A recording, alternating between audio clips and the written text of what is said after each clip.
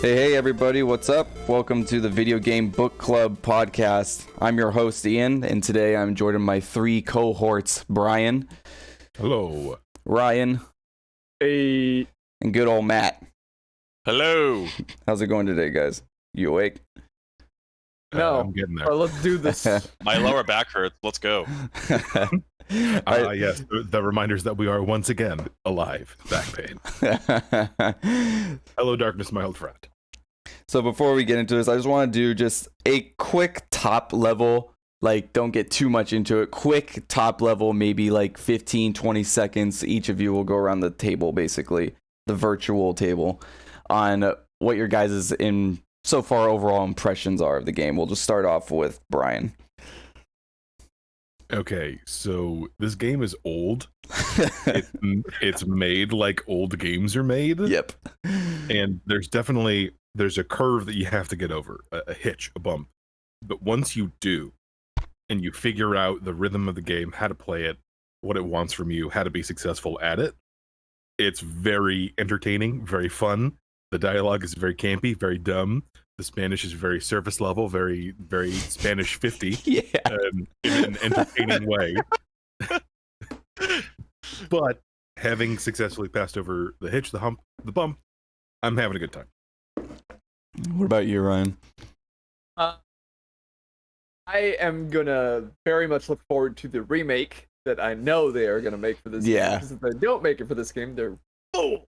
But I think, having played a little bit of 2 and all 3 the remakes, I think this is I can see the DNA from where this flows from. Mm-hmm. Matt?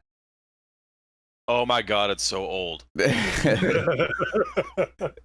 Like, at first, like, when you first get swarmed by the bunch of dudes. yeah, we'll get into that. I'm just like, what the fuck? What am I supposed to do? Like, this game feels unplayable. And then, like, I started just, like, slowing down, focusing on learning the rhythm of the game, and, like, I definitely feel like once Brian put it real well, like, there's a hump that you have to kind of get over, and it doesn't really get to that point until, like, the beginning or the very end of the first chapter. But once I started getting it, and I picked up the bad boy, the shotgun, the good old boy, I started feeling like that rhythm coming in. I really like the tension the game creates. I think the atmosphere is very good. I'm enjoying my experience quite a lot. There were definitely a few points where, like, I had to stand up and walk around because I was getting hella frustrated. But I think that just kind of comes with this type of game. Yeah. Overall, really enjoying it, and I look forward to playing it more. Hell yeah. And you guys are all playing on PC, correct? Yeah, I believe so. I'm playing on Sword and Board PC. Yes. Oh, you hooked up like a power glove to your sword and your shield? I'm playing. I decided I was trying to decide if I wanted to just play on my Xbox again or do the PC route and download the HD project, the fan-made mod that basically redoes all the textures of the game. But I was like, you know what? I'm just gonna start the second one because I'm just gonna do second playthrough on my Xbox. So that's what I'm playing on. I'm just playing on my Series X right now, and I am doing the professional difficulty because you unlock pro difficulty after you beat the game. So since I already replayed it last year in 2020, I was like, you know, I'll do a professional playthrough, and I'm also playing with the new costumes as well. What does beating professional difficulty get you? An achievement? It does get you an achievement, but it also gets you something else. This game, you know, it's also, we're talking about, oh, this game's old and it has very old video game mechanics. Remember back in the day when you used to beat games and, like, they'd actually, like, give you rewards for it instead of having to buy them? And so I can't give you like new skins and gun. I can't exactly remember what you get for beating the game in professional difficulty. You might get the other costumes because there's 2 different costumes that you can get. but there's also some sort of weapon you can get. I'm fairly certain. I think if I'm not mistaken, because I know if you beat the game normally and go on New Game Plus, you can get a gun called the Matilda, which is like a 3-burst auto pistol. And I know at some point you can actually buy an infinite rocket launcher from beating the game. I don't know if that's just beating it once or beating it in professional difficulty. I know you have to. It costs 1 million pesos to buy it though. Is that what the currency is? Pesos? I think. PTAs. So I'm not gonna repeat what I called it. Petas? Yeah, I don't know. Okay, No. so the currency is called pesetas. Pesetas, that's it. They were the currency of Spain before before the euro became the standardized currency in 2002 February. I know that because I looked it up. Got it. Good on you. All right, well, we can just get right into this plot synopsis. So, game basically opens up with kind of a recap of events kind of happening in the last 3 games. You know, Leon starts, he sighs, 1998, I'll never forget it. You know, talks about the whole grisly murders in the Arclay Mountains, which take place in the first game, and then how that virus goes down into Raccoon City, which then that takes place in Resident Evil 2 and Resident Evil 3. Resident Evil 2 is where Leon is from, the first game he was in. But then he talks about, of course, you know, how he's a government agent now and protecting the president's daughter, but she got kidnapped and they got intel that there's someplace in the mountains of some village area in Spain. And then it's been 6 years since that incident, so basically it's around 2004, 2005-ish. And we open up with Leon in a car being transported by 2 police officers while Leon continues the monologue about his missions and the president's daughter. I really wanted, I don't know if you guys remember the song that opens up this particular part where he's in the car. I love the opening song in this, and I really wanted to open the podcast with this song instead of this royalty-free stuff I found, but I didn't want to take the risk of getting like copyright striked or something, so... Yeah. That sucks. At least we're not playing a Nintendo game. Yeah. I don't know if the Steam version had a song, because I didn't hear one. Yeah, I don't if recall. it had one, nothing released. No, you guys gotta be shitting me. I didn't hear it. No, I don't remember any song here. Oh. It was just kind of a long car ride with Leon. Well, it's only in the very beginning. It's after that like slideshow monologue in the beginning. And then when it transfers into the cutscene where you see Leon in this car, it transfers with like a song, like a song plays for just like a good like 5-10 seconds. It must have been very short then. Yeah, it's very short and it fades out. I don't remember anything in particular. But I don't know why, for whatever reason, I just like I think I just have a nostalgic fucking, you know, presence with it. But I don't know. I wanted to open it up with that, and I'm certain it was there for you guys. Yeah. Might not have noticed it. So while in the car, Leon and officers, they exchange pleasantries, I guess you could say. One of them gets out to take a piss while something is stalking them in the bushes, kind of, you know, starting up that tension. But eventually Leon is dropped off near a house and told that the village that he is looking for is just up ahead. And this is where we are introduced to Ingrid Hunnigan, where she is basically Leon's support for the mission. And it kind of, you know, I'm sure you guys recognize this type of look to the game. It's straight from Metal Gear. Yeah, straight Metal Gear style. So kind of cool. And like you talk to Hunnigan a lot through the game, so it's kind of cool to see this pop up. Like she might as well be Mei Ling. Also, quick note: if you skip any line of dialogue in this, and it just stops. Yeah, the voiceover will stop, and you get text only. Yeah. So if you're done reading a line and you want to skip to the next line, you have to let it play out if you want to hear all the voice lines. And some of the voice acting is campy, but entertaining. So I recommend not skipping any of the lines in the codec conversations. They don't happen that often. No. And then after you talk to Hunnigan, you can kind of get like somewhat hidden cutscenes. I don't know if you guys saw. If you turn around, try running back over the bridge, you get a small cutscene of the officer who's driving, leaning out the car, saying, I think he says like, "Not that way, cowboy," and then the game turns you back around. Then you can also go up back to the car and talk to the officers, and they just spout more unpleasantries to you, and he said, "Would you forget your makeup?" Stuff like that. So it's just two little things that you guys can see. I mean, so what he needed to go back to the car for was his fucking conditioner, man. Look at it. Yeah, also, like, real quick, Leon goes from rookie cop to presidential escort. I know. Months, yeah, kind of like the ultimate. It's years. Like, it's 6 years after his rookie. Even still, that is a hell of a promotion. He must be one hell of a fucking the average like Secret Service agent has like 10 plus years of service and some specialized. Yeah, Leon's just that fucking cool. One fucking day, yeah. In the words of Fuse, what a go-getter. So Leon makes his way up to the house and finds a local tending to his fireplace and politely asks him about Ashley, but he is met with just vulgarity. This guy does this weird turn where he shoots to the left and he does this like weird ass like 360 turn all the way right. around. I know. Yeah. All right. So okay. So he goes in and then is met with vulgarity, pretty much.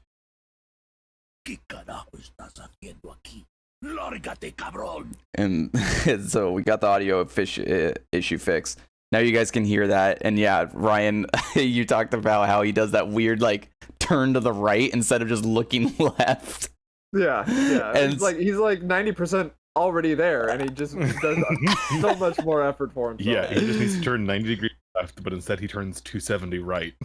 Yeah. And in the way though, it makes the turn a lot more creepy though. So I guess in a way it still works out. But I mean, you can correct me if I say this wrong, but he says, "¿Qué carajo estás haciendo aquí? Lárgate, cabrón." Which basically means, if you can correct me, basically means, "What the fuck are you doing here? Get out, you bastard." Yes. Yeah, that's basically what he's that's basically what he's telling you. So then Leon just shrugs off the unpleasantries, but is then attacked by that local with an axe and has no choice but to kill the local.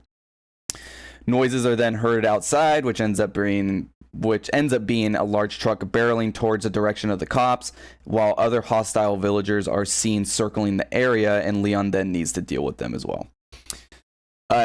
So how did this go for you guys, since it was literally the first encounter with multiple enemies before the big village sequence? Like, anything funny happen there? I panicked. How did you guys exit? So because you guys can exit two different ways. You can exit out the building and window at the bottom or the top. I went the window so I could see that very sick and very cool diving animation. Yeah, it's totally rad dive animation. I just went outside and I was like, oh, there's a bunch of people here. Oh, I have a pistol for a reason. Yeah, I ended up going out the first floor. I didn't realize it was the second floor. Okay. So if you go in through the back, where you go right before you go upstairs, you can find, let's see, you can find a crate full of skulls. You can find this. It's just like more evidence as to what's going on. Decomposing skulls, of course, and then that's under the stairs that you guys go up. I don't know if you guys found this.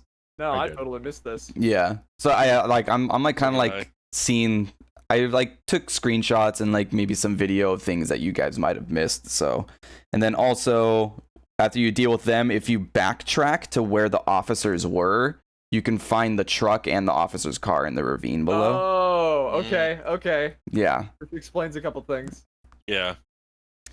And then from here, you make your way down through some pathways. Yeah, so you head down a pathway dealing with more enemies known as ganados. So that's what these enemies are known as. They're known as ganados.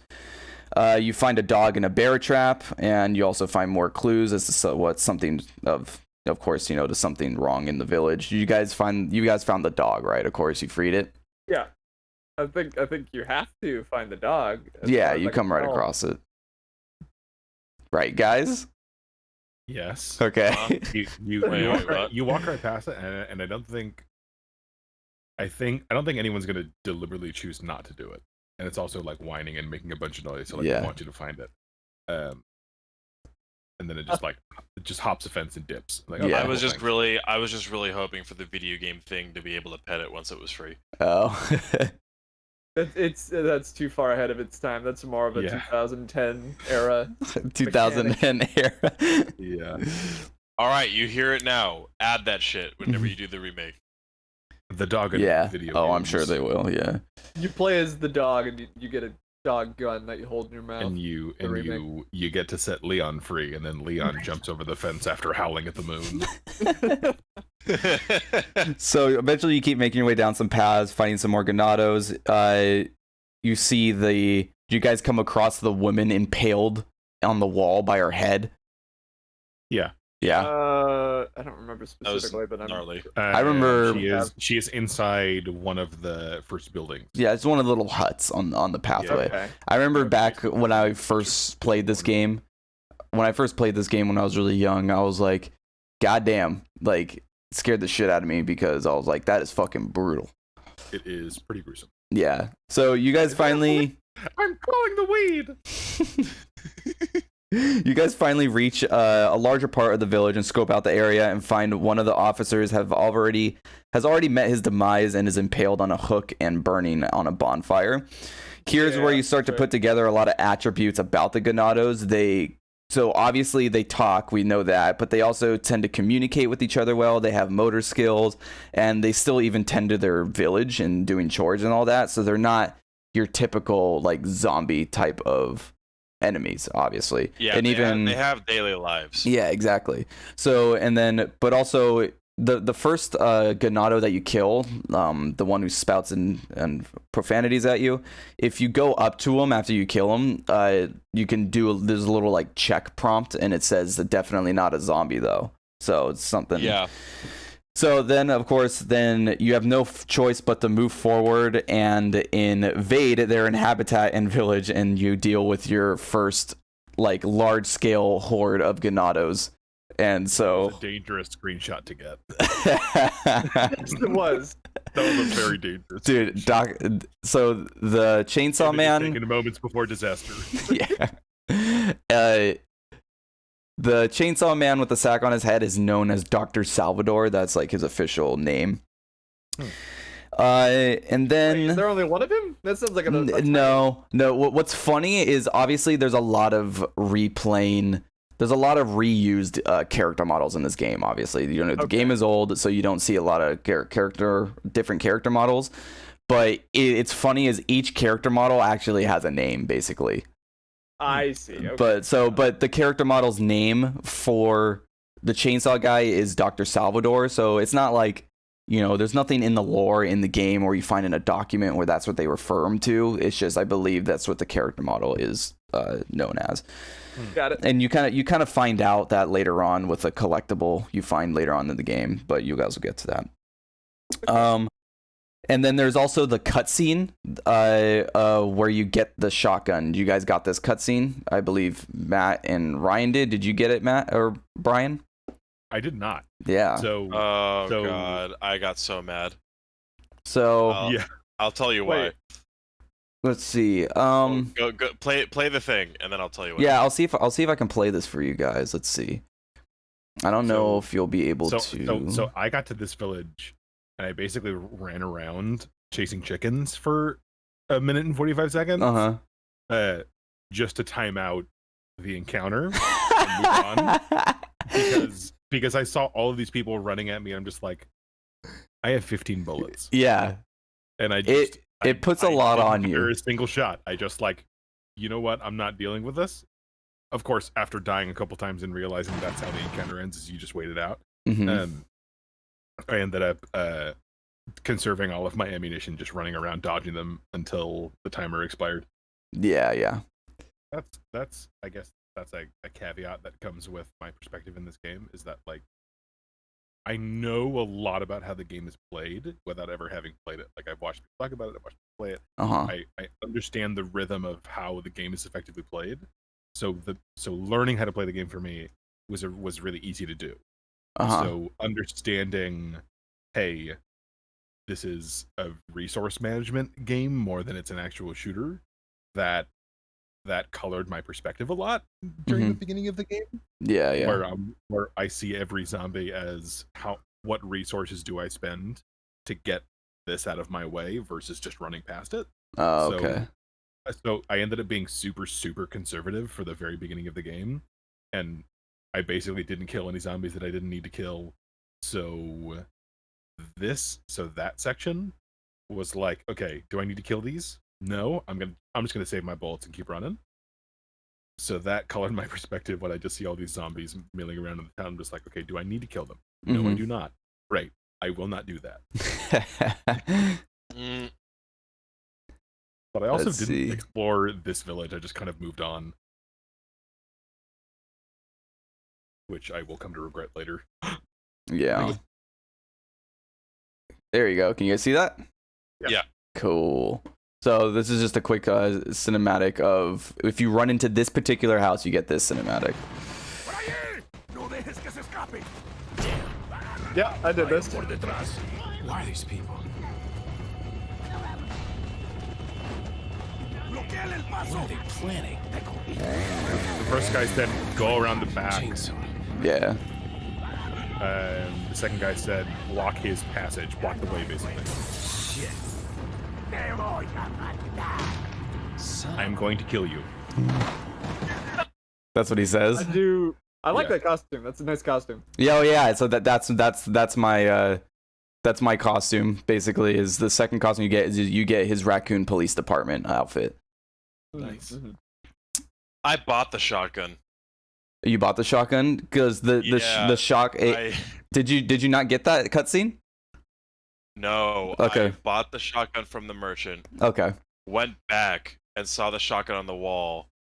And Oh, no. I think my exact words in that moment were, I want to take this shotgun off the wall and blow my brains out. Yeah, because from there you can go upstairs and find the shotgun on a wall. So How much later did you wait? Hold on. Okay, so you have to find the merchant after this bit, and then you went back and you found the shotgun. Yeah. So I never went through that building. Yeah. In the very first part. So why did you even go back then? Okay, because you have to go through that. You see that door above the head, the chainsaw dude's head. Forces you there. You have to backtrack through the village, and if you get to that house in that section, going through it the second time, you don't get the cutscene. That would suck so much.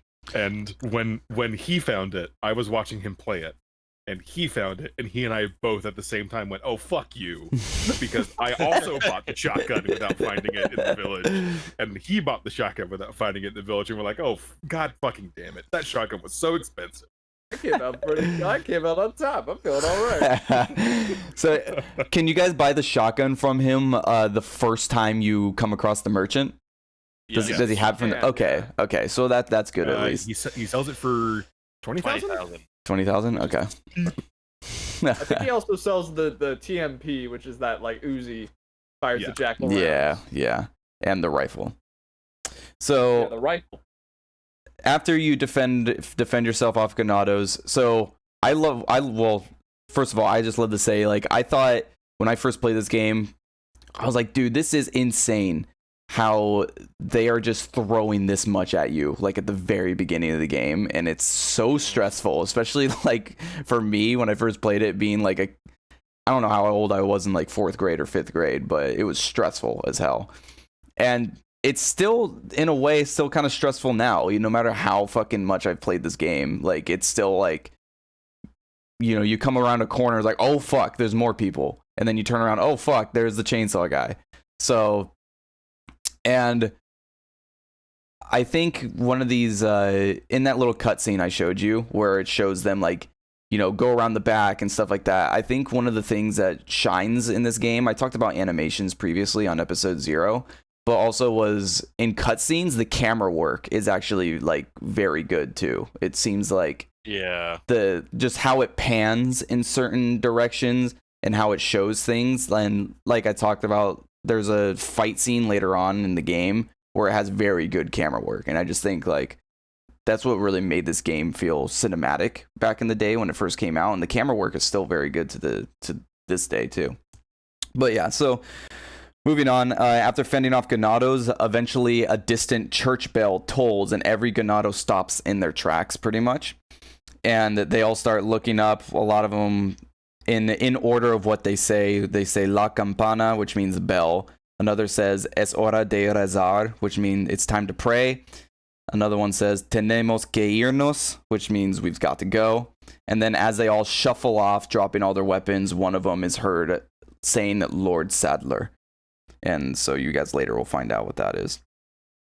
Then Leon steps out into the middle of the village, visibly confused as to what is happening, and jokingly scoffs, asking, where's everyone going? Are they going to bingo? Which, that can't be dialogue coming in. And also, right after this point, you get a second title card, which is kind of funny. you get one in the beginning, and then you get another one, like, after this point, which I thought was kind of funny. I don't think I've ever noticed that. And it was, like, this final playthrough that I was like, wow. Like, they did 2 title cards for some reason. But yeah. I'm glad they did that because I thought I was playing Untitled Goose Game.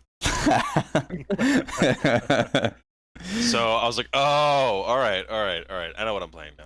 This I don't want to call it terrible dialogue. I thought I was playing Peggle 2. It's campy. I think campy is a very fitting word to describe the dialogue. This sort of dialogue is endemic, is paramount, is the style of Shinji Mikami and how it gets localized apparently, because this is his game. This is the game. And Devil May Cry. You ever play Devil May Cry 1? You ever hear that fucking I should have been the one to fill your dark heart with light? That shit. It's the same thing. This is the studio that gave us stop. Don't open that door. Right. Exactly. These are the guys. Capcom has a style, but now they have a budget. And they're choosing to do the same fucking thing. Don't dead open inside. Yeah, don't dead open inside. So after the Ganados leave, you follow into another farm area where there's some more Ganados who seem to be unaware of the church bell. This is where you also find the blue medallions that you can shoot, and if you shoot a certain amount, you later find out you can get a free gun. Later, you go down to a pathway, run away from a boulder, Indiana Jones style. And this is where you kind of first get your first like quick time event, where you spam a button and run away. Did you guys survive that? My was so sore. And finally, you go into another area full of Ganados throwing dynamite at you. And some of my favorite Ganados to fight are the dynamite ones, because I love shooting the dynamite in their hands and just watching them explode. And also shooting it midair. Yeah. And they're also not very like smart, and so sometimes they do a bad throw and just like throw it in front of all their other colleagues. So as you're going through, Lee is a great way to refer to them. They're associates. Leon creeps into a house guarded by more tripwire bombs, because there's more outside as well. But you can hear an ominous banging in the distance. You don't know where it's coming from, but you soon find out it's coming from a closet.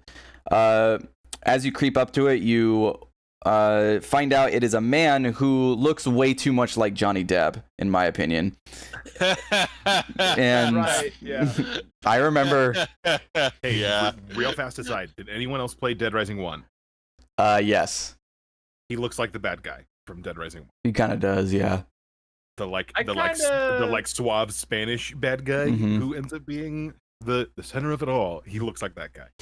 So from the second he showed up, he hasn't done anything bad so far that I've played in the game, but I do not trust this man. I kind of thought this guy was Carlos from 3 for a hot second. Oh, I see what you mean. He introduces himself as someone else. Oh, yeah. So, it's funny because back when I was in 4th and 5th grade, I was like, this guy looks like Johnny Depp. But then shortly after, the big cheese shows up as Mendes, as Johnny Depp refers to him. But this guy's name is actually Vitores Mendez. That's his name. Leon then tries to do a cool action man kick on him, but to no avail, gets flipped into the closet, landing on the unknown man, knocking both of them out.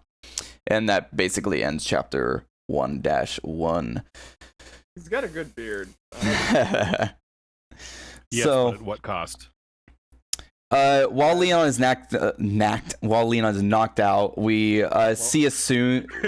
While Leon is properly knackered. So we see a scene with a robed figure talking about giving Leon their powers, and we see a needle injecting something into Leon's neck before coming to and waking up in an empty room tied to Johnny Depp. Here we find out that Johnny Depp's name is actually Luis Serra. And he used to be a cop in Madrid for a time, and apparently by his standing is quite the ladies' man. See, this is why I thought he was Carlos. that character said the exact same thing. Yeah. And typically someone who's not a ladies' man will say that they're a ladies' man, so Yeah, I know, Oh, right? ladies, man. took that at face value. I died here like 2 or 3 times because the Wait, we'll get to that. All right. So while they're talking, you see a bloodied Ganado with an axe walking towards the hut that they're being held at.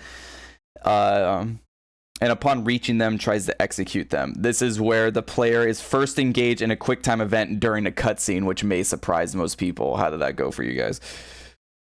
Yeah, I kept dying because I think there was a boulder before this. Yes, Where yeah. you have to sprint away. Yeah. But yeah, the dude comes out with an axe and it gives you this really bizarre prompt on PC, which either tells you to hit, tells you to hit X or C, or it'll tell you to move your mouse.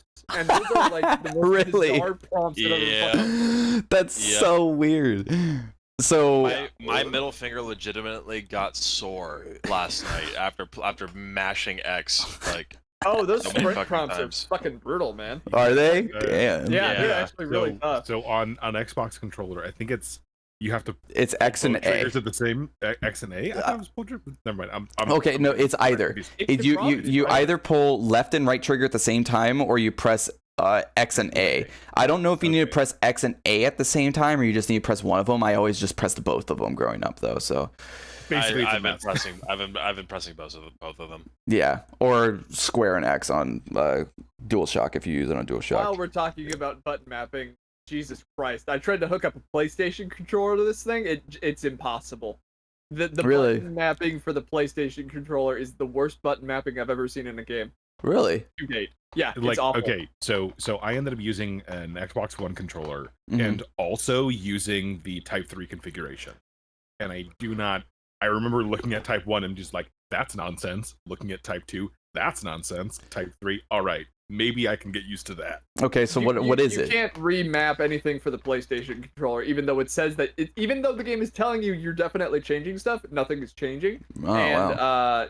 the Jesus Christ, it's the Japanese Wow. stuff of press circle to confirm is fine. The shit where it's like if I hit square in the middle of combat and it brings up the map, it's like what the fuck? Really? Come on. That's so Yeah. weird. Because for me, it would be if you're playing with the PlayStation controller, you press triangle to bring up the map.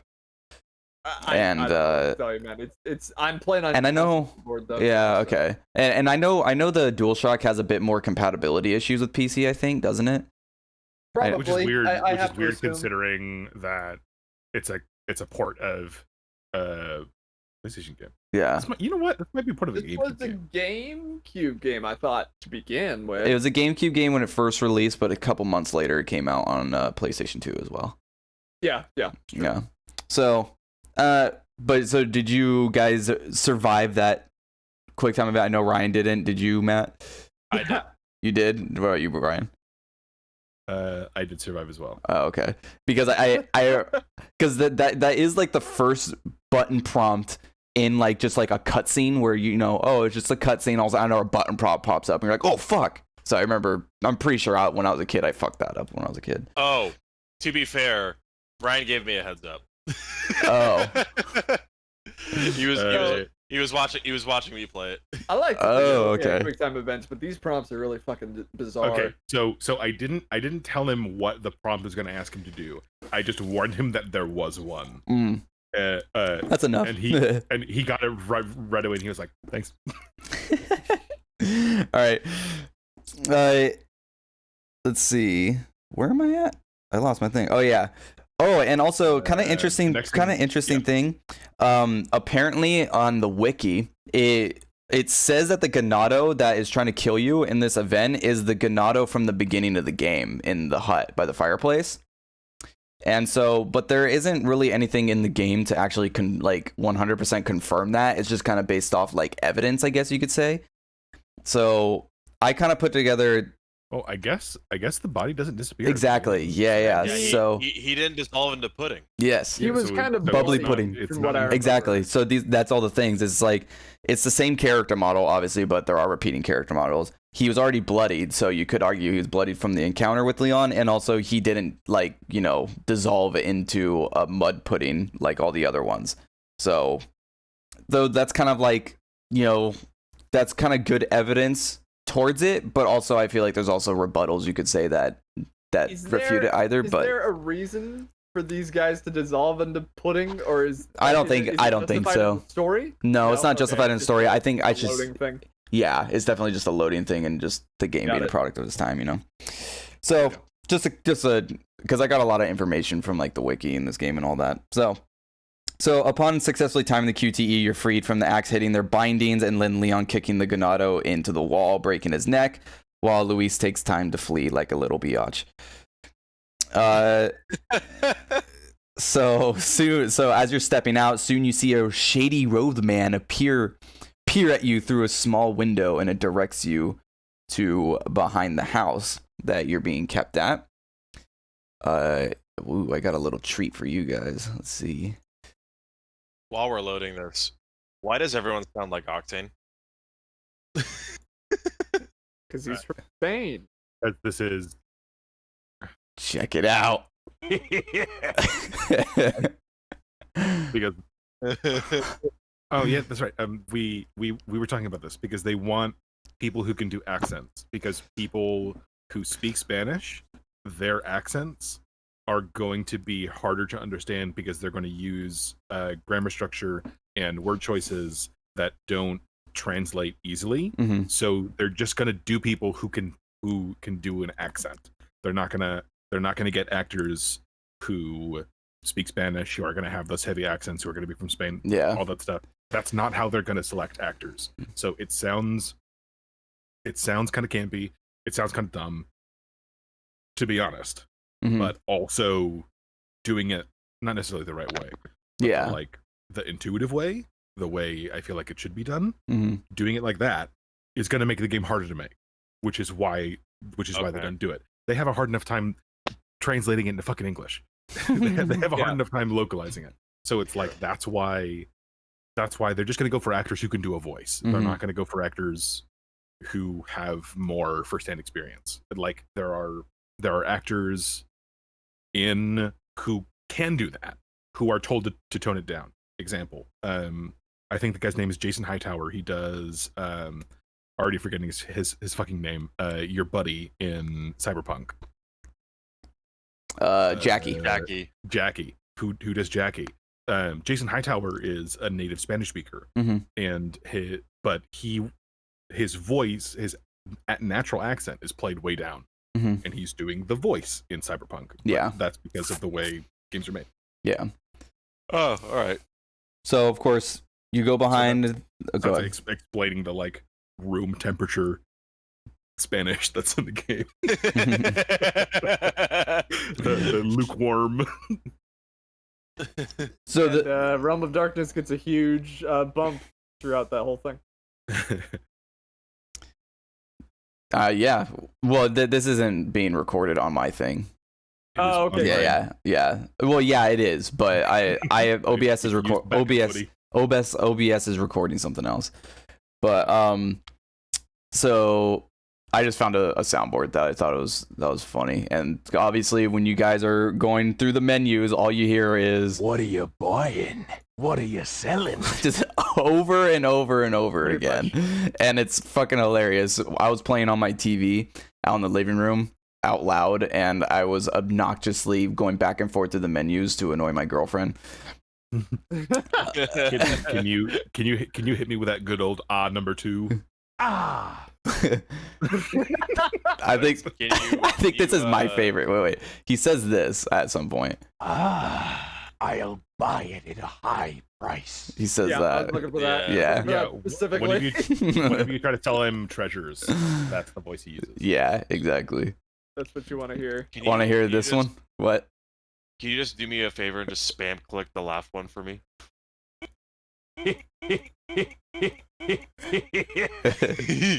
And there's also this one. What is the wheeze? That's when you kill him. You can kill him, and that's what he does. Does he come back? Yeah, he just comes back. Okay, cool. But what is the wheezing that happens at the beginning of the laughing one? Yeah, that. If you play it like a normal human being, you really just don't even hear it. Yeah.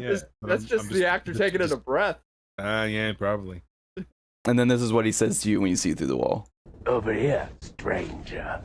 But yeah, so I wanted to pull that up for you guys. I thought that would be fun. Yeah. Look at this.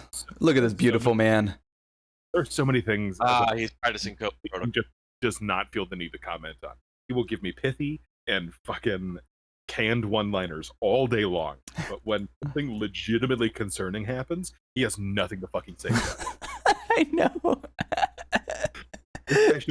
He doesn't have questions for him. No demands. Like fucking zombies are appearing everywhere, and a boss happens, and then he doesn't call the lady and say, "Hey, could you send me some backup or something?" Or like nothing. He's just like, "Okay," and he keeps going. I'm like, I gotta go find more blue coins. There you go. As an after, let's see.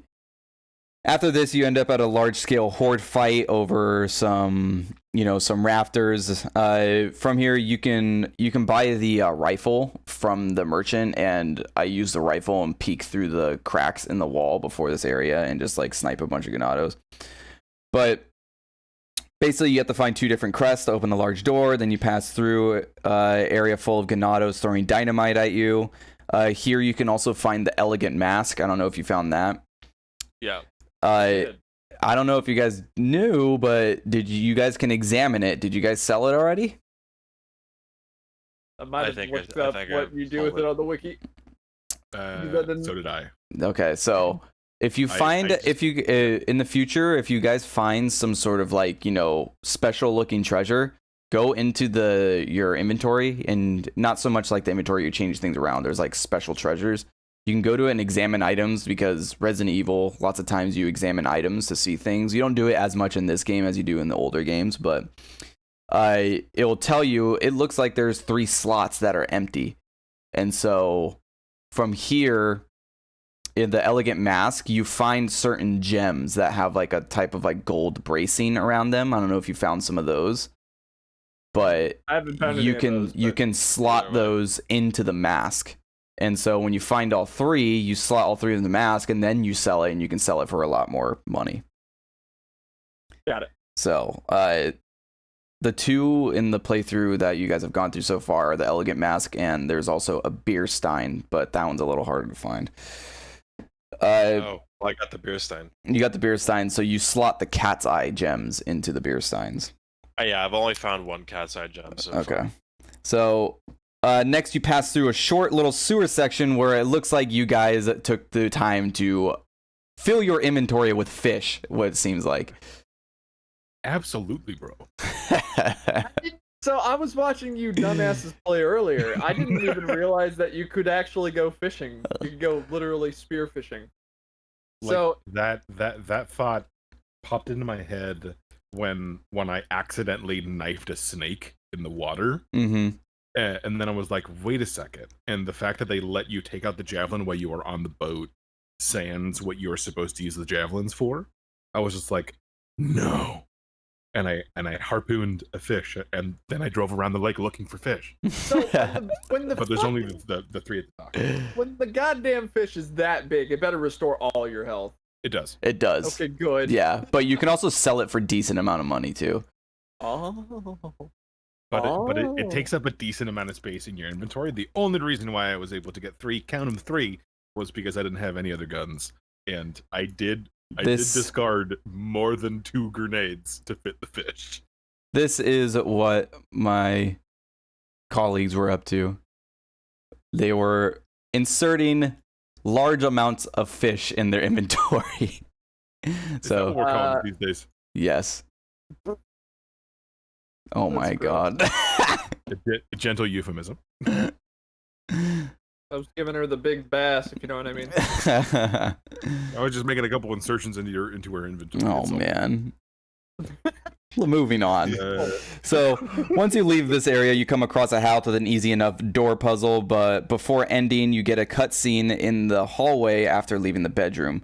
Here, Leon sneaks into a hallway where we hear some people in the house conversing, but then the big cheese ends up behind you and grabs Leon by the neck, but soon drops Leon after seeing red eyes in him, and it tells Leon that they have the same blood, but to tread lightly or he will face severe consequences, and then leaves through the door that Leon came through. Leon stands back up, catching his breath, confused at the whole ordeal. There's another thing with like camera angles, I guess you could say. Whenever Bitores is in frame, there's camera angles are always down and looking up at him to express his size. So something I noticed that I like to see about this game. Yeah. So all the cutscenes have a very careful direction to them. Like the cutscenes are always going for something specific, and that specific thing is always very clear, whether it's theme, atmosphere, any of that stuff. The cutscenes are very well put together. Yes, exactly. So after the encounter, Leon calls up Hunnigan and informs her of what he has heard, and then Hunnigan informs Leon that they have learned that the cult call themselves the Los Illuminados, which basically translates to the Enlightened. But if you also want to get like poetic with it, it's also very close to the Illuminati as well. So, but it's not really, they're not actually Illuminati. It's just kind of just like poetic, I guess you could say. I don't know if you guys noticed, but there's also a secret cutscene right after this that you guys might not have noticed. Do you guys get it? No. Probably not. Okay. So after this cutscene, you obviously can move your way back down towards downstairs and continue on the game, but you can actually go back through the door that Bitores left in. And if this works out, I have the cutscene right here. Oh shit. Oh my god.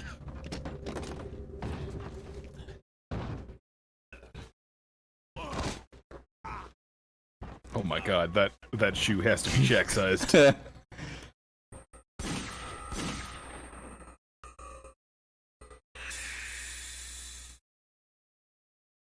It's cool. If you've seen or played another Resident Evil game, I don't think there's a whole lot of confusion as to who that person is. Yeah, it's pretty obvious who that is. That's rad that he's in this game. So that's kind of like a secret cutscene you can come across if you go back. And so obviously that's Ada Wong from Resident Evil 2. But yeah, it's cool. So secret cutscene, and I remember my first couple playthroughs of the game that I never saw that. So I remember when I found that as like a kid, like on my 4th playthrough, I was like, what the fuck? So I was freaking out. Let's see. So from there, don't play again. Sorry. All right. So from there, you proceed downstairs, invade the privacy of a Ganado taking a piss. I don't know if you guys came across that. In one of the rooms downstairs, you can go into a bathroom, and there's a Ganado in there, so you can assume that he was going to the bathroom. Yeah, and there's only a urinal in there and no toilet. Yeah. I think I noticed that too. It's safe to assume that people take shit in the urinal. Yeah. So I really would not like to be the janitor. Outside you fight another Dr. Salvador, a few more Ganados before looping your way back into the starting village. This is where you guys probably went up and found the shotgun. Fight some more enemies. He went up to find the shotgun. Yeah. I was mad with nowhere to defend it. From here, you make your way through the door that all the villagers had gone through previously when the bell tolled. So after going through the door, you go through an underground secret tunnel, and you end up in a church graveyard, but the church door is locked. It is believed that Ashley is inside the church because you also find some documentation throughout the game, if you guys found it, that hint to that, basically. You make your way behind the church, which leads through some scaffolding, and you fight some more Ganados, run away from some more boulders. You come across a pretty large another area where you fight another horde of Ganados with, where the place is it's on a bunch of scaffolding under a bunch of water. This is where I made that one TikTok I made. And then eventually you come across a lake, and a cutscene starts where you see 2 Ganados dumping off the body of the second officer. He's then swallowed by some large beast in the water that you don't really get a good look at briefly because Leon was it was kind of showing the view from his binoculars. And then this is where you fight the lake Del beast. Lago Boulevard. This is where you fight the Del Lago, which literally means from the lake. So how'd this boss fight go for you guys? From the lake, yes. Because they always refer to it as the Del Lago. So it's the from the lake. I'm gonna go to the I know, the Del Lago. How'd this fight go for you guys? Yeah, well, I only died once. I managed not to die, surprising the hell out of myself. I died a good 3 or 4 times. Really? It's like I died a good 3 or 4 times understanding how this boss fight was supposed to go. Mm-hmm. It's clunky as hell. It's clunky as fuck. And then on that 5th run, didn't take any damage. Mm-hmm. Nice. I remember back when I was playing this game, it was like only in the past, like it was on like maybe my 3rd or 4th playthrough of this game, I realized when he's dragging you, I didn't realize you can control the boat as he was dragging you. So I was always constantly getting knocked off by the fucking by the goddamn like driftwood in the lake. So then is that what's knocking you off? I thought it was him. God damn. Yeah, okay. Well, like, he can knock you off. But you can control the boat and veer away Got from it. driftwood. Yeah. Matt also figured that out on like the first turn, and I was like, oh god, I'm an idiot. I was definitely driving like into a direction that I could not see. I was like driving basically like left or right when the camera was focused on the big ass fish. Maybe that's what. Maybe if you do it too far, maybe if you control like steer too far left or right, maybe then you'll fall off. Maybe I don't know. That's probably what was happening, I think. And I was just hitting driftwood, so I was just falling into the river. But I lived barely. And then you have to fucking button mash to like get back to the boat and shit. Yeah, exactly. And then after you, let's see. The bicep from my middle finger, dude. And then after you kill it, it starts falling down in the water. The rope wraps around your leg. Another cutscene where you have to fucking cut the rope. Blah blah blah. And then I have a little treat for you guys. Let's see. I don't know. Do I have? Okay, I need to. This is the lake where I went fishing. Alrighty, I need to pull it up on again in a different window, but I really want to show you this. Because it's really fucking funny. This is before you fight him.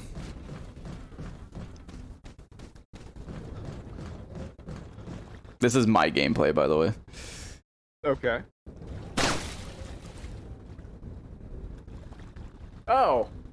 This is the Snake Eater now. Jesus Christ. Oh my god. Wow, that is incredibly specific. Snake. Amazing. So yeah, I really want to show you that. It's really fucking so funny. I thought, because I knew none of you guys would probably ever see that, so I would definitely wanted to show it to you. Really dumb. I'm glad they put that in. So after you defeat him, you start walking towards a hut, and you're basically not feeling well, and you walk into a fishing hut nearby, and you basically pass out in pain. So that basically ends chapter 1-3, and then you go into chapter 2-1, I believe. So Leon wakes up, begins to have shooting pains from the virus, and then all his veins and blood vessels in his body begin to engorge and turn red before he wakes up realizing it was just a dream. Or was it? So After a brief conversation with Hunnigan, Leon makes his way up a small path and comes across a Ganado whose head bursts, opening up, revealing a large parasite spewing from its head. This is the first time you come across a enemy who basically has a fully developed Las Plagas parasite inside of them. After dealing with him, you rappel down a cliffside where you jump across some crates to reveal a secret passage behind a waterfall, where you then get an insignia and then jump onto a boat where it loops you back around to a merchant that you might have seen on the way to the lake. This is where you ended up, Matt, right? Yeah, this is where I left off. Okay. They're right after you looped back around? Yeah. Okay, so be a bit of a spoiler right after this for you, but that's fine. So you then end up in an open area. You've passed through this open area before, but a cutscene starts where a group of Ganados end up pulling something out of the large gate that is in there. They're pulling something by two ropes, yelling profanities at each other, and then whatever they're pulling ends up breaking through the gate to reveal a large troll-like creature that proceeds to decimate all the Ganados that are pulling them out. And this creature is known as the El Higante, which I'm pretty sure you guys can assume that means the giant in Spanish. Confirm. That's what it means. How did this fight go for you and Brian and Ryan? How did that go for you? I managed to not die, which is a big deal for me. I always die. For me, this guy soaked up 50 plus pistol rounds and dug a good 7 or 8 shots from a shotgun. Mm-hmm. This fight was super clunky for me because you can't see him easily, and he's running behind you the entire time. Yeah. You can't control the camera too much, so it's really hard to see when he's attacking. Yeah, and it's really hard to avoid the attacks because there's no dodge. If you're close to them, there's a button prompt to dodge his attacks. Great. But that's typically only when he. I got stomped on him a good 2 or 3 times. I think I survived this fight doing as poorly as I did. I was taking a lot of hits because I had 3 fish. So, so I think I burned 2 of them in this fight. But I really hope if you hold on to that last fish for long enough, it starts to decompose. It shows up in your inventory as such. That'd be really funny. Hope like some Red Dead Redemption 2 ass shit. Yeah, some Red Dead Redemption shit. But this fight was interesting, really, really clunky. But I think that's the way it was gonna feel. And you guys did the quick time thing where you can run onto his back and everything, right? I did not. No. What? Oh my god! So no. So you know what? Hey Ian, real fast. Real fast. Yes. How the fuck was I supposed to know to try that? Yeah, I had no idea. Okay, so you know how obviously, so as you fight this guy, for Matt, you do some damage, and then he falls down on his knees, and a giant Las Plagas virus pops out his back, right? Yeah, and you shoot that thing. Yes, you can shoot it, but if you're close enough, you get a button prompt to climb. And so on his face, or do you climb up his back. To be close to this guy, though. Okay, so you climb him. Well, because sometimes maybe he gets really close to you or something. Because there are times where he gets really close or and he's about to swing at you, and I hit him with a shotgun blast, and then that's enough damage to put him on his knees, and so he'll fall down. A lot of damage. And so he'll fall down on his knees, and if you're close enough, you'll get a prompt. So basically, So this is good for you, Matt, so you don't miss this. You press the button prompt, you run up onto his back, and then you get another button mash prompt sequence where you slash at the Las Plagas with your knife. Oh, man. Yeah. It's crazy. Wow. So all I did was shoot that just don't miss the prompt, because then he grabs you and throws you on the fucking ground if you press the wrong button. But I think I definitely got grabbed. You do get grabbed sometimes while you're on the floor, and then you have to move your stick or mouse or whatever it is to stick the knife. Yeah. So after just and also if you guys freed the dog, right? The dog comes into play. Yeah, the dog helps you out. Hey, it's that dog. He just kicks it, and the dog's like, "I'm fine. This is fine." I know, right? So after dispatching of the giant, you then head back to the church where you come across your first dog enemies known as colmillos or colmillos. I'm pretty sure it's pronounced colmillos, which means fangs. I saw these guys. And I was like, nope. I pulled out my shotgun. Oh, dude. And so interestingly enough, though, I've never seen this. You can actually encounter these enemies earlier, and there's actually a cutscene for it. I've never seen this. Never. Because if from the fight with the El Higante, you can essentially, instead of going through the shortcut, you can literally just backtrack all the way back around, go and drive past the lake again, and when you end up at the little dock right before the Del Lago fight, you walk up the path and you get a short little cutscene introducing these enemies. And I've never seen that before in my life. And out of all the times I've played this game, I've never seen it. So that was really, I looked it up. I don't have a video of it, unfortunately, to show you guys. But yeah, I just thought it was really interesting. I've never seen it before. So, so once you enter the church, you make your way to the top of you jump across a chandelier, solve a little color puzzle to unlock some doors, and then you come across Ashley for the very first time. She's obviously scared. Great shot. Yeah, I know. She's throwing some objects at you because she thinks you're a threat, but you inform her of who you are and proceed to leave after talking to Hunnigan, and she says that there will be a chopper on the way. Then once you're downstairs, this is where you then find out about the controls of escorting Ashley. You can tell her to wait and follow. You also have to catch her every time you go down a fucking ladder because you can't climb down the damn thing herself for some reason. But then when you enter the main area of the church, you and Ashley are stopped by the robed man that you see from the first time Leon fell unconscious. And he reveals himself to be Osman Sadler, the leader of this fine religious community, as he puts it. You find out Ashley was injected with a virus and is then confirmed by him that you are as well. So basically, the getting injected with the needle wasn't a dream at all in the first place. So the plan the whole time was to ransom Ashley off to the United States, but by that time she would be back, she would have fully developed the virus, and she would then sabotage the United States upon her return. Leon and Ashley then escape, jumping through a window after two more pale-looking robed figures try to engage them with crossbows. A lot of people like jumping out windows in this game, apparently. So they reach for it as the first move very often. Yeah. And so then that ends chapter 2.1. And we did say in the previous episode 0 that we were going to end at chapter 2.3, right? I think so. And sorry, we'll continue into 2.2. So we'll finish 2.2, but we're not going to continue 2.3 because some of us couldn't finish it in time, and I don't want to spoil that stuff for you guys. So, but we'll continue to go into chapter 2.2, and then we'll continue that in next week whenever we record.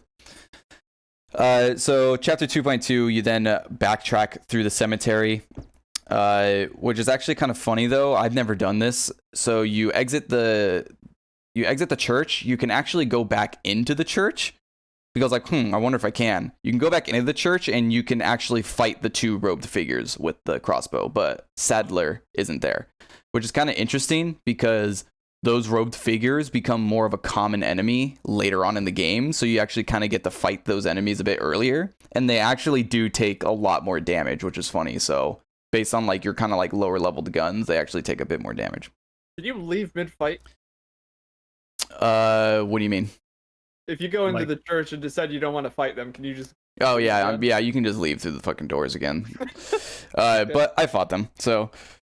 So you go back through the cemetery, then you end up back in the large village area again with Ashley is tailing you the entire time, following you right behind. You go to the farmhouse area again, where it has all the where it has all the medallions again, but there's a large gate in that area that you couldn't pass before. You can now pass it with by giving Ashley a piggyback ride so she can hop over it and unlock the door. You meet up with you can meet up with the merchant at some point during this chapter, and then he ends up selling you the Red 9 pistol. I don't know if you guys have seen that pistol.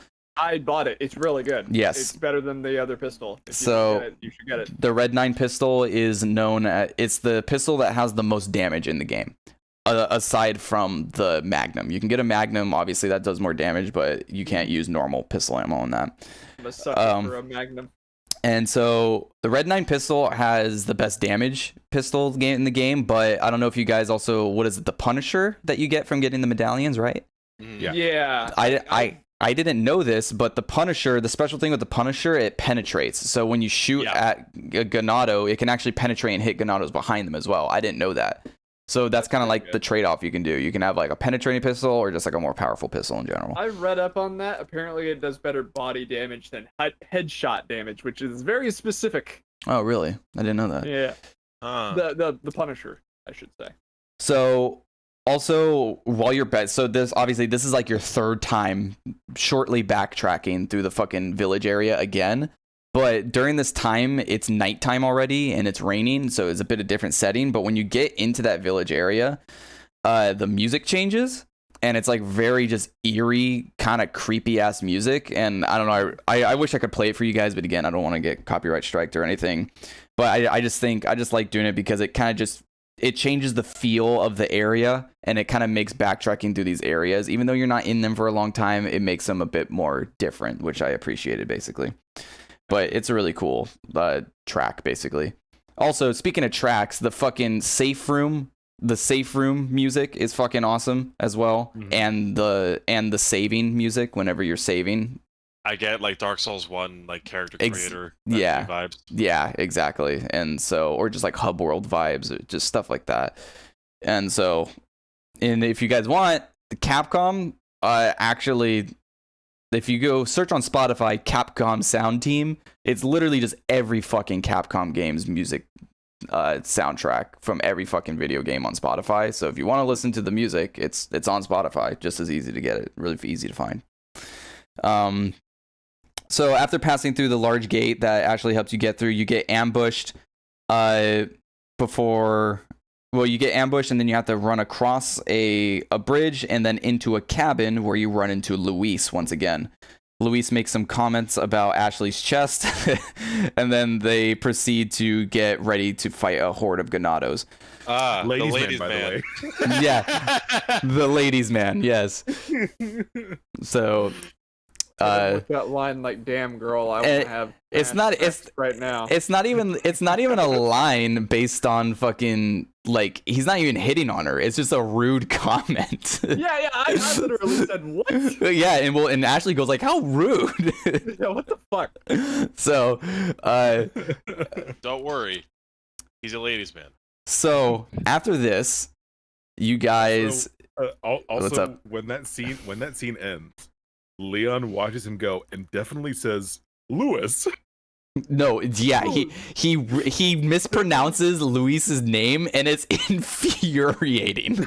Also, he just dips. He's just like, okay. Yeah. Later. So after, so how did this go? How did this fight go for you guys? Because this is a very, I would actually say kind of tough fight. I mean, I'm playing on professional difficulty. I died fucking 8 times in this part. I didn't die, but I got really worried near the end. Like, oh Jesus Christ! If this keeps going on, I'm not gonna make it. Yeah. It was pretty long. Yeah, it's a very long prolonged fight in a very small cabin, and also when you get the Las Plagas enemies with the tentacles coming out of their head, those things do so much damage on professional difficulty. Like, dude, I'll have full fucking health. One hit from those things fucking kill me instantly. Like I dread those. Just because I know that it's gonna take a bunch of fucking bullets. Yep. And I hated them in that encounter because it's like, all right, I can't just dodge him. I can't just, you know what, fuck it, and just move to the next area. Pro tip for you. I Go straight ahead. up had one of those guys who turned into the parasite and he got to the base of the stairs and refused to move. He wouldn't move anywhere. So I had to kill him before I could go up the stairs, and I got hit by him a couple times. Like, damn. Those guys are assholes. Pro tip for you guys though, a way to instantly deal with the tentacle monsters is throw a flashbang grenade. When you throw a flashbang, it pops them. Oh, So okay. So it's kind of like if you got like 2 or 3 of them, just throw a flashbang and it just instantly destroys it. And also it literally just stuns all the fucking enemies around you for like an ungodly amount of time. They just stand there holding their eyes for like so fucking long. Got it. But yeah, it's kind of a tough area because then at some point you're eventually pushed upstairs and then they're like trying to climb the windows with ladders and stuff. But so you fend them off and then they decide to retreat. And then for whatever reason, Luis, oh my God, it's I hate Luis. It's called. I'm being infected. I'm being infected by the Luis plague. Yeah, all right, so Luis suspiciously just walks off saying he forgot something. And you're like, Shit, I forgot my car keys. okay. And then ladies. And then there is actually a secret death in this encounter. You can actually die a very special way if you're enough of an asshole. And I will gladly show that to you guys right now. If you keep shooting Luis, this happens. Adios, Leon.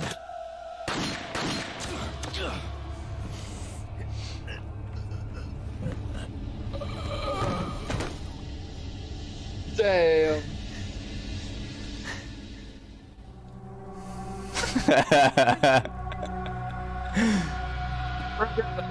Animation in there, like it was completely unnecessary, which is probably the best part. Yeah. I shot him once, and he goes, "Oh, you shot me!" So yeah, if you keep fucking shooting him, he literally just fucking kills you, which is hilarious. So, he kills you in a cutscene, which means I treat that as like the writers killing you. Yeah, exactly. Yeah. But for That's me, more of an Easter egg, really. Yeah. For just like getting chomped by the fucking salamander. On the yeah. But in this scene, he was popping headshots left and right for me. Oh so yeah. Yeah. So he was dealing with a good amount of the zombies by himself, and then occasionally being like, "Booker, catch!" And he'd throw shotgun ammo or handgun ammo at me, and it'd be like, "Okay, this is pretty interesting." But then I couldn't help but notice he definitely has unlimited ammo, so he's not operating on the same rules as me, which will always take the weight out of stuff whenever NPCs are helping me. But at least it was actual gameplay and not just a cutscene. So that scene was kind of interesting. I think watching him use the Red 9. The Red 9, yeah, thank you. I was about to say the Red 40. That's a food dye. I think it convinced me to get it. Yeah. But that scene was interesting, but it was also like, all right, I don't want to use any more shotgun ammo. They're all bunching up. I'm going to start using grenades. Like, wow. Yeah. Grenades, real good. Yeah. I should probably use some of them. Yeah. I noticed I was like stocking up on them too much. And I was like, I should start using these. Another thing is a lot of the reload animations in this game are really fucking satisfying. Probably the most satisfying reload animation is the rifle. I don't know if you guys have the rifle yet. I didn't end up getting the stock rifle. I got the semi-auto. Oh, okay. Well, the fucking like I'm literally pretty much I use the stock rifle for as long as I can, just because the reload animation for it is like super satisfying. It's such a good animation. And then also the Red 9 animation is also really cool too. But yeah, so that is where we'll be ending for the discussion. At least we're going to go through a couple more things, but chapter 2.2 we'll continue on to 2.3 next week. And for next week, I believe you guys will just be playing up to 3-4 is where you're going to end up playing till, or finishing chapter 3-4. We did the first 2 chapters because I think once you get into chapter 3, these like chapters start to end up getting pretty long from what I remember. So I think that's why we're just going to do basically just chapter 3 all the way through, and I think that'll be enough content to talk about. Sure. But yeah, so play up to 3-4. And so now, would you guys kind of just like a final like impression of the areas that you guys played at? What do you guys think so far? Are you guys having fun? I'm interested to see where it goes. Mhm. I would love to see what new guns I can get. I think, yeah, I'm interested to see how far they can take this concept. It starts getting pretty bonkers, so don't be surprised once it starts getting a little wacky. Yeah, But the next chapter 3 is oh my god. because If Brian, we want to talk about how crazy the Resident Evil franchise get, I can think of yeah, Chris from Resident Evil 5. I can Yeah, think of exactly. Wesker in Marvel vs. Capcom throwing a fucking missile at you. So Brian, you played to 3-2, right? Because you accidentally misread it. That is yeah, I've actually played to the end of 3-3. okay. So Oh, wow. I've gotten a little bit ahead. Yeah. And boy howdy, I can't wait for you guys to also. All right. So I'm glad you guys are having fun. I'm gonna be honest. Like, I was surprised. Like, oh god, I don't know if they're gonna fucking hate this game or like if they're not gonna like it. But First, I wasn't digging it. To be honest. I was kind of in the same boat. I was like, oh, Yeah. This is gonna be a trek. And then like, fucking Brian and I woke up early this morning so we could play it together. And I'm just sipping on a cup of coffee. I'm like, okay, I'm starting to have fun with this game. Yeah. It's you just get, again. You have to gotta get over that hump. Was the curve I was talking about in the beginning of this podcast. Because there's definitely things about this game that I'm like, you are gonna have more fun with it if you just understand them from the start. Yeah. That it's not a shooter. It's about managing your resources. Like that's how you need to look at this game. Yeah. And also combining herbs in your inventory. Like, come on, game. Like, please. But like, you guys know about the combining herbs, right? Yeah. And you know what yellow herbs do, right? Yeah. That's, you should, if you ain't doing that, you should be doing that. That's important. Okay. But like, It's just the stuff that the game doesn't tell you that it's like, I understand that like a type of game like this, it can't hold your hand. Mm-hmm. Yeah. You know, it's like this can't hold your hand, but there are just certain fundamental things about a Resident Evil game and how it works that it should tell you. I think this game falls subject to like, you must have, if you're playing Resident Evil 4, you must have played the other ones. Totally, absolutely. And this game is not inviting to new players, and especially like how much lift Resident Evil has gotten over the past 2 decades now. Yeah, the first game came out in 96, I believe, so it's like 25 years. Like, there's a lot of people like myself returning to the franchise. Like, this game is making me excited for Resident Evil 8. Mm-hmm. And so like returning to like an older franchise, it's surprising that like this game is just not very new Resident Evil player friendly. Like, if Brian wasn't watching me and he said you can combine these herbs, I would have never have done that. It's just like Dark Souls. I just thought that like yellow herbs were completely useless. It's just like Dark Souls. If you don't know what an item is, go into the inventory and examine it, and it will tell you.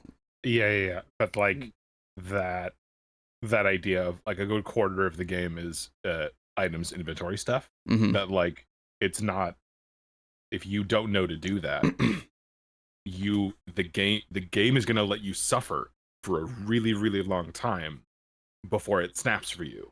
And like that, the way the game treats you like that is a very old game kind of style. And I think there's something like conductive in it of that, like when you figure that out, it's worth a lot more because you had to suffer through it. But like there was a decent amount of times when I'm playing the game and I'm like, I do not know what I'm supposed to do, and I'm getting kind of frustrated. I'm just like, okay, I this is a problem I need to think through. The game's not going to tell me how. I need to overclock my 2 brain cells to figure it out. Mm-hmm. That like is that attitude that I have with this game is built on the foundation of gaming for the past 10 years, of games that are just going to throw all the fucking prompts at you at the very beginning. That like is absent, and I didn't realize I was leaning on that to understand how the game worked until I started playing Resident Evil 4. That like, yeah, there's a good amount of stuff about the game where like, if I make a mistake and I take a hit, the game is going to let me play straight through that. The game is not going to is not gonna, hey, and it's not gonna tell me how to fix it. It's gonna let me suffer. It's gonna let the rest of that gameplay continue. Mm-hmm. And I will yeah. I will say, like, it does add a lot to that flavor of it being a survival horror. Mm-hmm. And I think that's what I like a lot about this game. I remember Ian, you saying that, like, this game's controls are very clunky, and the controls are obviously classic Resident Evil. They're non-omnidirectional. It is very linear. Yeah. And you have to stop to shoot and stuff. And at first, like, when I was playing this, I was like, oh my god, I'm not gonna be able to fucking get through this game. Like, there's no way. I was just getting, like, really like, I couldn't see my own forehead by how frustrated I was getting at the controls. Mm-hmm. And the more I played it and the more I was put in these situations, I was like, man, this is really adding to the tension. Like, I have to be really on point with, like, not just managing my resources, but also crowd control. Like, running around and making sure that, like, I'm splitting up the enemies and putting myself in a good position so I can line up my shots and get into that rhythm of headshot, kick, knife, headshot, kick, knife, headshot, kick, knife. And, like, there was, like, this really good flow that ended up developing from the game, and I thought that was really cool. So, like, mechanically speaking, like, this game feels very good once you understand that, like, that's kind of it. Like, you could say, like, they're clunky controls, you could say, like, they're bad, but I think for the style of game that this is, it adds so much to it, especially considering, like, the lack of hand holding as well, I think is really important. I also really like the inventory management. I Yeah, think that's it's super fun. it's very, very special. Like, it's there's no like a shotgun weighing 40 pounds for some reason. Like, there's, like, it can't fit in your briefcase, therefore you can't hold it. And I'm just like, that's cool. I like that. yeah, Because, so like, it's not even like you can only have 15 items in your backpack. It's like, okay, then I'm just going to fit 15 houses in my backpack. Like, it's not like that. And I think it's very unique, and it certainly adds, again, to that, like, survival part that, like, makes this stand out. Because yes, this is a horror game, but it's not a horror game like Outlast or Layers of Fear, It's or an action horror. yeah, where it's like an action horror. This is very fundamentally true to its roots, a survival horror, and I think a lot of these aspects stand out when I, like, was playing this. Like, it feels like I'm having my first true survival horror experience, and being someone who's, like, super, super, super huge into Dead Space, like a Dead Space fanboy. Oh my god, there is so much Resident Evil influence in Dead Space. Yeah, There is exactly. so much. they just made Resident Evil 4 easier to play and then put it in space. Basically. But yeah, so the game really starts off like very survival horror in the very beginning too. But but I mean, Brian could probably attest to this. It definitely turns a bit more actiony. It's like action horror, like the ratio. Like, if you're looking at two words, you're looking at the two words action and horror. Action is small and horror is big. But then as the game progresses, the horror word starts getting smaller and the action starts getting bigger and bigger. Because at the very beginning of the game, you're struggling with the mechanics, you're struggling with the inventory system, you're struggling with the controls. Mm-hmm. Once you have learned how to use them, what they are for, the third chapter the third act is like, okay, it's now you're limit testing, mm-hmm. right?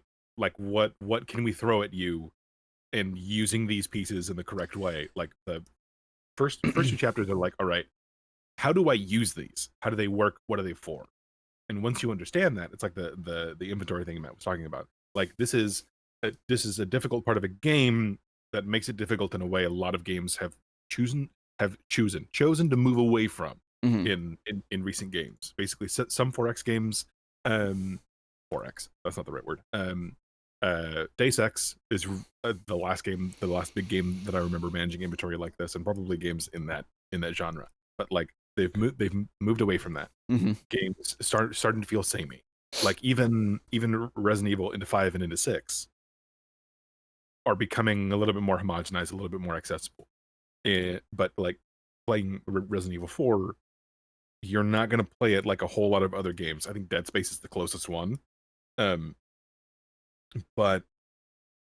once you understand, like, it's all reinforcing the atmosphere that you're not an action hero. You're not going to kick down the door and like, hell yeah, I'm going to kick some ass. Like, yeah, that's going to be Leon's dialogue. But then the cutscene ends and you just get axed from across the way, and then and then a dynamite guy grabs you and then explodes while you're mashing like that. Like that's how the gameplay is going to go. So it's like, so you have to understand the game wants you to do something specific, and if you are resisting that makes the game way harder than it needs to be. And I think that's the beginning of the game. The first 3, 4, I'm on hour like 7 or 8 at this point because I took my time and getting through that, understanding how the game wants you to play. Easier if you've played the other Resident Evil games, but really hard if the only background you have is modern games that are not hard like this game is hard. Yeah. Awesome. But, I'm having a decent amount of fun, and also I wailed for an uninterrupted 45 seconds like a banshee the minute I ran into Ashley, and I was like, oh my god, escort quest. Yeah. But some people having been with her for a good amount of time, not that bad. Yeah, exactly. It was a completely overblown reaction, just a philosophical aversion to escort quests on like a principle level. Ashley, Resident Evil 4, really not that bad. No. So I would like to thank a game from 2004 for doing that. Yeah. A lot of people have openly said like, oh, I don't like escorting Ashley or something, she's so annoying. But it's kind of like I don't know, I never really like had like that big of an issue with it, and like it just adds more tension too. Yeah, they give you a decent amount of tools to help her stay out of harm's way. You need to use them. Right bumper will tell her to stay. Right bumper after that will get her to follow you. Yeah, there are places, there are things you can do with her that will keep her out of harm's way. That like, just use them, and she's really, really not that bad. And then, even if I feel like her dialogue is as cringy as everybody else's. Oh, and also, quick note before we move on, it sucks. Like I love how Leon in Resident Evil 4, his iconic look is with that brown jacket. But then he loses it by the end of the first chapter. And I'm like, God damn it, it's so sick though. And I haven't seen it yet. I have given up on the fact that it will ever. Yeah, it doesn't come back. So shit. Bummer. I honestly think it looks better without it. I would agree. I was when Brian was watching, I was like, those delts though. All right, so now we'll move on to a segment where we can share some videos. I'm not exactly sure how we'll share some of your guys' videos if you have any. I didn't end up. Okay. I have a couple that I can share, so we'll do that real quick. What's up? I did record all of my playthrough so far. But what I think is I'm gonna spool through, and I'm gonna slice out some stuff that I'm gonna throw into the Discord, and maybe we. We'll see what we can do, and if we can't do anything right now, we'll just show it in the next episode. Yeah, we will edit it into post. Okay. So I just have a couple funny clips. This one, I just thought the animation was funny. I always did this when I was younger. When you come across the bats in this game, if you just stand there and then I was making the comment on this earlier, and then Brian's like, this means that they are Enemy models? This would mean that they're enemy models, and that's when I pulled out my knife and just started slashing at them. So you did the exact same thing. Hell yeah. Yep.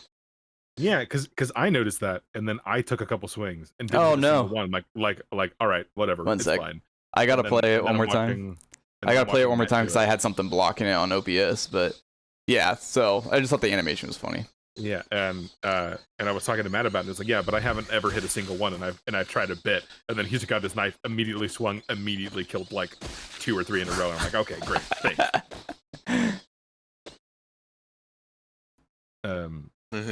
But yeah, there is an undeniable charm to this game that takes a second to get through to Mhm. go wrong. Yeah. But I Right. think is worth playing at least insofar as we've already gone. Uh The immediate second the parasite jumped out of that guy's head, the parasite opening theme to the anime just started playing through my head. huh. All right, you guys can see this one, right? Yeah. Alrighty. And also, too, for 2004, it looks good. Yes. It looks good for 2004.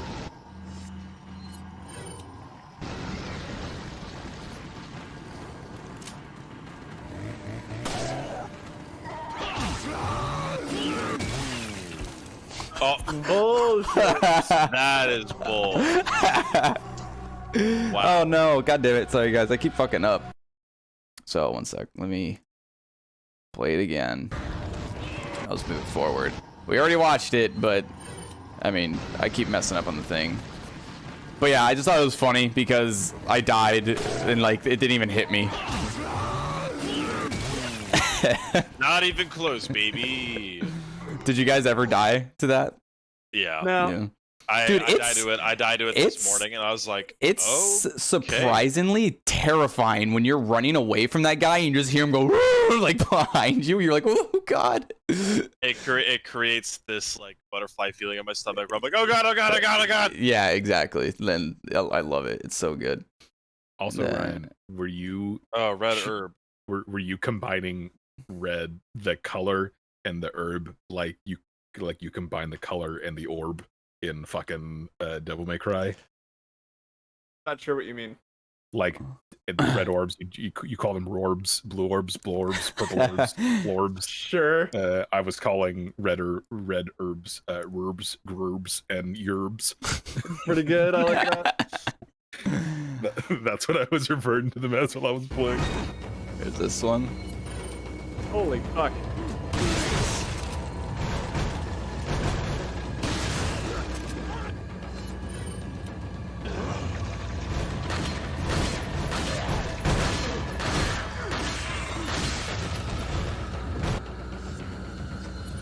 Nice shots. This man is on fire. This man's going to bed. He's dead.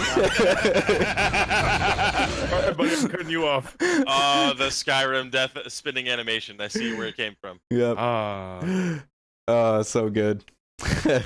Once again, a bag of potato chips. He's just like, you know what? I just gotta wind down. I just got shot in the head. I'm Yeah, not alright. feeling so good. I think I just need to lie down. And then here is some. I consider this Resident Evil 4 pro play. I didn't do the thing again. We're watching it again, okay? But yeah, that fucking shot on the right. Oh my god. This is satisfying to watch. I love it. You shoot him in the back of the knee. That's the most tender part of the human body.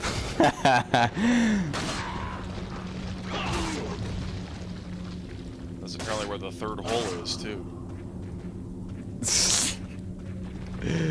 All right. And then to top that off, I have some not so pro play. Yeah. All right, removing the picture this time. Okay. Check this one out. This is the song. This is ridiculous. I know. This is the song, the creepy song when you're backtracking through this area that I really like. By the way. Watch this shit.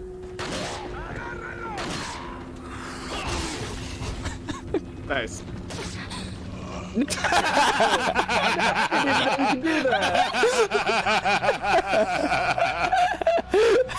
Mission failed. We'll get him next time. I was like, oops. Everything's going great, and then Good job, dude. all Oh, over. so good. I love it. But yeah, there we go, guys. That's gonna be the end of chapter 4. I'm glad you guys are actually having a lot of fun with this. It took me a bit to get there. Yeah, it's for me. The way I mean, a lot of people fucking compare it, but it's like Dark Souls. When I first played Dark Souls, the first one, I was like, "What the fuck is this game? This game is so weird. I don't know." Yeah. But like, I spent my fucking money on it, so I'm gonna play it, and then eventually, you know, it just clicks and you get it. Yeah. So, but yes, guys, thank you so much for going on this journey with me, and taking the time to do this, because it was just a random idea I had, and you guys were just down to do it, so I appreciate it. Yeah, man. Oh, it's been a good experience so far. Yeah, and I can't wait till next week. So we're gonna be playing till the end of chapter 3-4. That'll then be going into chapter 4. But until next time, guys, we're going to continue playing on from there. And thank you to any listeners who have stopped by to watch. Sorry, my cat is pawing at my mic. But thank you. He wants to do the outro. Yeah. Thank you guys for stopping by and listening. And we will have the next episode up next week. But until next time, guys, I'll catch you guys later. Peace out. Thank you guys for playing. Thank you. Thanks for having us.